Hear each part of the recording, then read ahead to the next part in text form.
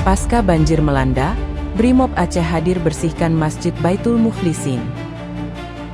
Satuan Brimob Polda Aceh melalui personel BKO Ops Aman Nusa Dua wilayah Aceh Utara melaksanakan kegiatan pembersihan pasca banjir di Masjid Baitul Mukhlisin, Desa Lok Iboi, Kecamatan Baktia Barat, Kabupaten Aceh Utara, pada Senin, 23 Februari 2026. Banjir yang melanda kawasan tersebut meninggalkan lumpur dan material sisa genangan di dalam area masjid, sehingga mengganggu aktivitas ibadah masyarakat. Dengan sigap dan penuh kepedulian, personel Brimob turun langsung membersihkan lantai, dinding, tempat wudhu hingga halaman masjid agar kembali bersih dan layak digunakan.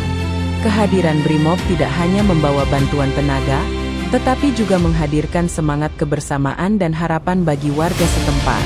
Dengan peralatan seadanya, personel bersama masyarakat bergotong royong mengangkat lumpur dan membersihkan setiap sudut rumah ibadah tersebut.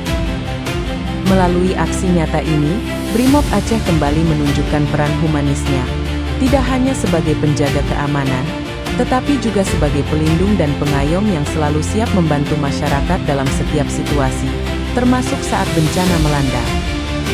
Polri untuk masyarakat, Brimob untuk nusa dan bangsa.